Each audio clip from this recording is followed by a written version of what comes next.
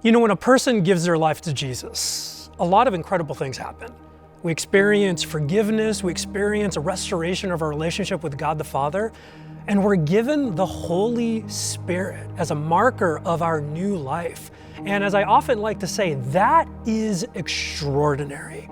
Because what a lot of us don't realize is how much bigger the story of the Holy Spirit is than what we've come to commonly think.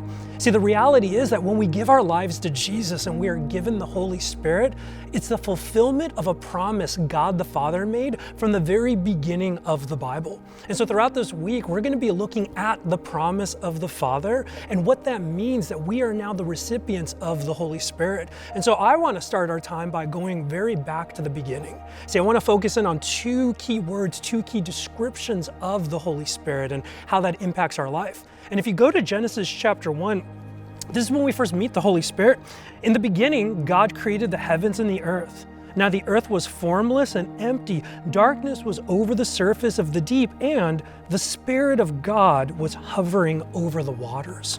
And so the Spirit has been there from the beginning, and we see the Spirit revealed throughout creation. If we go to Psalm 104, the author talks specifically that the Spirit is what renews creation. And that's the first word I want to highlight, that the Spirit brings renewal, not just within creation, but when we receive the Spirit is a sign of our renewal through the act of Jesus' resurrection. And as we move forward in the Old Testament, what we see is that God gives the Spirit to key leaders in the nation of Israel, for the second word I want to highlight, to empower them to do the work of the kingdom. And so Moses is one of the key leaders that was empowered by God's Spirit.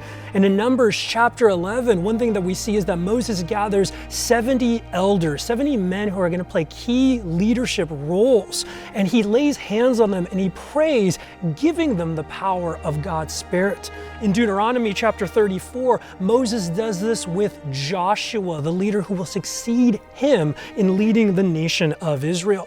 If we move ahead a little bit to the Judges, in the book of Judges, the Judges were the pre-king, so to speak. And in Judges chapter 6, we see that the Spirit of God comes upon Gideon to empower him. If we move ahead a little bit more to 1 Samuel chapter 16, we see in verse 13, so Samuel took the horn of oil and anointed him, this is David he's speaking of, in the presence of his brothers. And from that day on, the Spirit of the Lord came powerfully upon David. And so what we see is that the Spirit brings renewal, as well as that the Spirit brings God's power to the person that is its recipient. Now, throughout the Old Testament and in the nation of Israel, the Spirit of God was limited, so to speak, to prophets, to priests, to kings. But that wasn't God's intention for all time.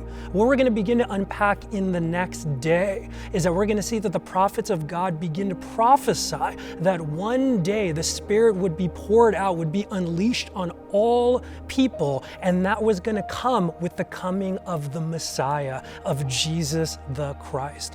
But that's where we're going to leave it for this day. Again, as we see that the Spirit of God brings renewal, the Spirit of God brings empowerment, and when we as believers receive the Spirit, we are being invited to be part of a much bigger story than we realize.